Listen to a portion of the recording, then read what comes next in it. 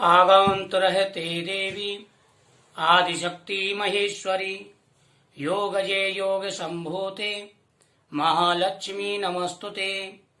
जयंती मंगला काली भद्रकाली कपालिनी दुर्गा क्षमा शिवा धात्री स्वाहा स्वधा नमस्तुते। स्वागत है आप सभी का मेरे HS भारद्वाज यूट्यूब चैनल पर।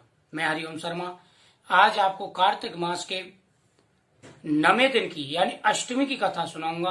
अहोई अष्टमी की किस प्रकार से ये व्रत रखा जाता है, किस प्रकार से माता ने वरदान दिया, इस व्रत का क्या महत्व है, किस प्रकार से ये व्रत रखना चाहिए, क्या कथा है। देव ऋषि नारद से राजा पृथु कहते हैं कि हे मुनि, अब कृपा करके आपने हमें सभी विधि बता दी, अब हमें पुत्र और धन देने वाला व्रत बताइए। वह कौन सा व्रत है जिससे संतानिनों को संतान की प्राप्ति होती है, पुत्र की प्राप्ति होती है, हर मनोकामना पूरी हो जाती है, संतान की रक्षा होती है। देवऋषि नारद जी कहते हैं कि हे राजन, तुमने बहुत ही अच्छा प्रश्न किया है। अब मैं तुम्हें अहोई माता का व्रत बताता हूँ। राजा पृथु कहते हैं कि हे देवऋषि, ये अहोई माता कौन है और इनका अहोई नाम कैसे पड़ा, क्या महत्व है, ये कृपा करके हमें बता दीजिए। राजा पृथु के ऐसे वचनों को सुनकर के देवऋषि नारद कहते हैं कि हे राजन, प्राचीन समय की बात है।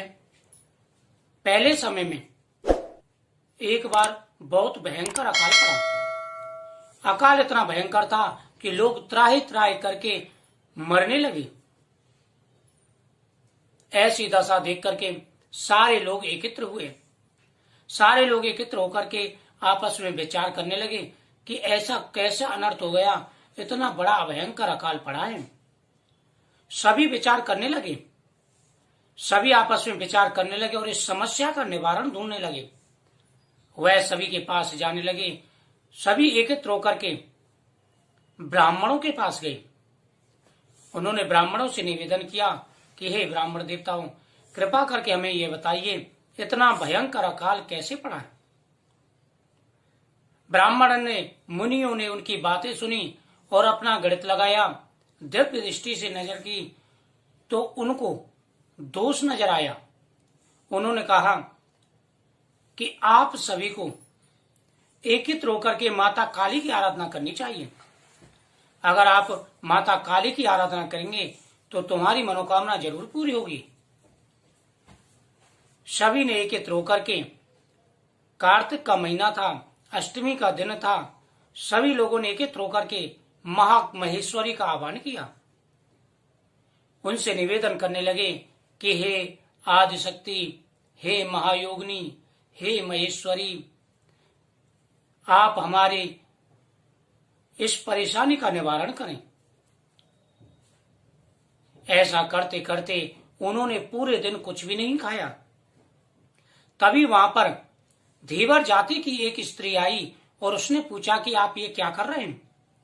उन्होंने कहा कि हम इस विपदा से निवारण के लिए माता आदिशक्ति की आराधना कर रहे हैं।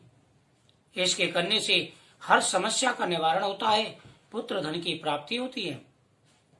धीवर जाति की जो स्त्री थी वह भी वहीं पर बैठ गई। सभी ने मिलकर के आदिशक्ति की आराधना की। तभी वहां पर महाकाली प्रकट हुई और इतना उन्होंने तप किया कि एक दिन के अंदर ही महाकाली उनके सामने आ गई। इसलिए एक दिन का अहोरात्र होता है, इसलिए उनका नाम अहोई माता पड़ा।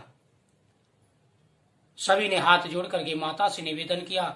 माता बोली कि इस समय में सभी लोग अपने धर्म से भ्रष्ट हो गए हैं। ब्राह्मणों ने वेद पढ़ना बंद कर दिया है, क्षत्रियों ने रक्षा करना बंद कर दिया है, शूद्र और वैश्यों ने अपने अपने कार्य बंद कर दिए हैं। स्त्रियां पतिव्रत धर्म का पालन नहीं करती। चारों तरफ घनघोर पाप है, इसलिए यह अकाल पड़ा है। अब तुम सभी किसी प्रकार की चिंता मत करो, मैं तुम्हें वरदान देती हूँ कि तुम्हारी मनोकामना पूरी होगी। कार्तिक मास के कृष्ण पक्ष की सप्तमी से यह व्रत शुरू किया जाता है। सप्तमी के दिन जो संतान प्राप्ति के लिए व्रत करते हैं उनको चंद्रमा को अर्घ्य देना चाहिए। अष्टमी के दिन जो संतान सुख की प्राप्त कामना करते हैं, संतान की रक्षा की कामना करते हैं, पुत्र धन की कामना करते हैं, वह चंद्रमा को और तारों को अपने साथ दोनों को अर्घ देते हैं। यह व्रत संभवतः तारों का होता है, कहीं कहीं जो है चंद्रमा को भी अर्घ देते हैं। तुम्हें शाम को तारों इस प्रकार से व्रत रखना चाहिए और दीवार पर अच्छी तरह वो गंगा जल छिड़कें, वहां पर अहोई का चित्र बनाएं। वहां पर आप जो मैं वरदान देते हुए धीवर जाति की स्त्री ने भी मेरी तपस्या की है, इसलिए मालिन और धीवर जाति की भी साथ में पूजा की जाएगी। इनके बच्चों का वहां पर चित्र बनाएं, माता काली का आह्वान करें और पूरे दिन व्रत रख करके शाम को मीठे पकवान बना करके, पुए बना करके, हलवा बना करके भोग लगावें तो तुम्हारी मनोकामना पूरी हुई। सभी ने व्रत की विधि समझी। इतना कह करके महाकाली अंतर्ध्यान हो गई। सभी ने एकत्र होकर के यह व्रत किया। अहोई अष्टमी आने पर फिर उन्होंने दोबारा व्रत किया और पूरा साल उनका सुख में बीता। जिनको संतान की प्राप्ति नहीं थी वो उनको संतान की प्राप्ति हुई, जिनकी संतान थी उनके संतान की रक्षा हुई। यह व्रत बहुत ही बड़ा व्रत है। जिनको संतान की प्राप्ति नहीं हुई है वह अपनी मनोकामना बोल करके इस व्रत को कर सकते हैं। इस व्रत में एक पाटे पर आप बाजार से फोटो भी ला सकते हैं, वही माता की वह रख सकते हैं। आप दीवार पर भी चिन्ह बना सकते हैं, साथ में श्याम माता का भी चिन्ह बनाया जाता है। थोड़े से गेहूं के दाने सामने रखें, शुद्ध देसी घी का दीपक जलावे, 1 लोटे में जल भर के रखें और मीठे पकवान पुए बना करके और इस कहानी को सुना जाता है। इस कहानी को हाथ में 7 गेहूं के दाने लेकर इस कहानी को सुने। चांदी की अहोई माता आती है, उसको भी रख करके पूजा की जाती है। उसके बाद में शाम को अर्घ दे करके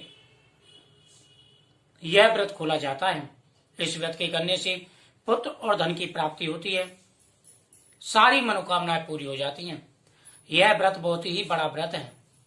इस व्रत के करने से जो भी मन में कामनाएं हों सारी कामनाएं माता अहोई पूरी करती हैं। माता काली का ही अहोई माता का रूप है।